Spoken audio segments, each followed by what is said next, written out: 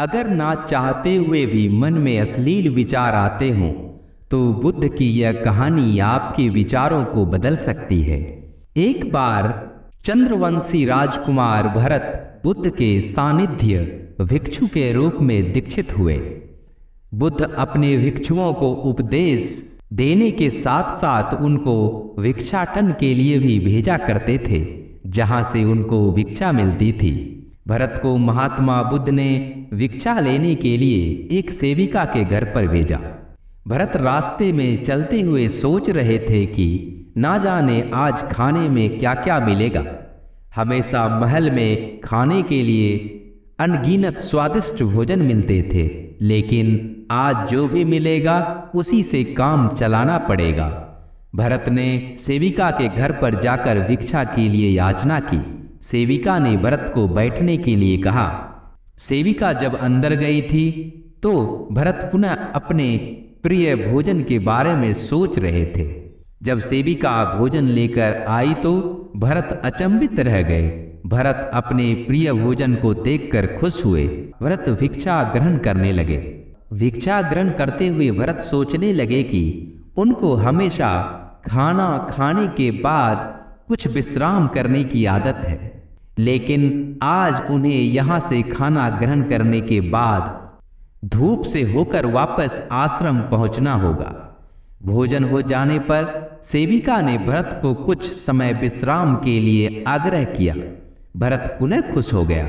सारी इच्छाओं की पूर्ति होते देख भरत इसको एक संयोग मानकर कुछ देर के लिए लेट गए। लेटते हुए भरत सोचने लगे कि आज तो सोने को मिल गया, लेकिन मेरे सर पर हमेशा के लिए छत का साया तो मिट गया है। जब भरत सोकर पुनः उठे तो सेविका ने कहा कि आपको जब तक यहाँ पर रहना है आप यहाँ पर रह सकते हैं। अब भरत समझ गए कि ये कोई संयोग नहीं, सेविका जरूर मेरा मन पढ़ रही है। भरत खड़े हुए। भरत ने सेविका से पूछा, मुझे क्षमा कीजिए, पर क्या आप मेरा मन पढ़ सकती हैं? आप यह सब कैसे कर लेती हैं? सेविका ने कहा, शुरू में मेरे लिए यह कठिन था, लेकिन मैंने खुद के विचारों को देखना शुरू किया। शुरू में मेरे विचारों की संख्या अनगिनत थी, पर मैंने अपना पूरा ध्यान उन विचारों पर केंद्रित किया। मैंने बिना पक्ष विपक्ष के अपने विचारों को देखना जारी रखा। धीरे धीरे मेरे विचारों की संख्या कम होती गई। मेरे सारे व्यर्थ विचार दूर होते गए। तब से मैं दूसरों की विचार पढ़ लेती हूँ। यह सुनकर भरत घबरा गए। भरत ने सेविका से आज्ञा ली और वहां से निकल पड़े। रास्ते में चलते हुए भरत अपने मन के विचारों को स्मरण करने लगे। भरत के मन में सेविका के बारे में अश्लील विचार आए थे। सेविका ने भरत के बारे में क्या सोचा होगा? भरत को खुद पर शर्म आ रही थी। भरत आश्रम पहुंचे। भरत ने बुद्ध से कहा कि अब से वह कभी भिक्षाटन के लिए नहीं जाएंगे। बुद्ध ने भरत को नीचे बैठाया और कहा, क्या हुआ? तुम मुझे अपनी सारी व्यथा विस्तार से बताओ। भरत ने विस्तार से सारी बात बताई।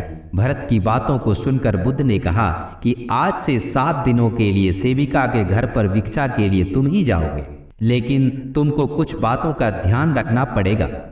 कल तुम जाते हुए अपने चित्त को पूरे होश में रखना। तुम्हारे अंदर कौन से विचार उठ रहे हैं उन पर ध्यान केंद्रित करना। होशपूर्ण और जागृता के साथ अपनी ध्यान करना कि कौन सी वासना तुम्हारे भीतर उठ रही है। इन सभी का ध्यान करते हुए जाना और फिर मुझसे विचार विमर्श करना। अगले दिन भरत बुद्ध के बताए अनुसार पूरे मार्ग में अपने होश को जागृत रखते हुए चल रहा था। भिक्षु आज पूरी तरह से जगा हुआ था। जैसे जैसे सेविका का घर नजदीक आ रहा था, भरत की घबराहट बढ़ रही थी। भरत ने अपनी घबराहट को एक तरफ करते हुए बुद्ध के विचारों पर ध्यान केंद्रित किया।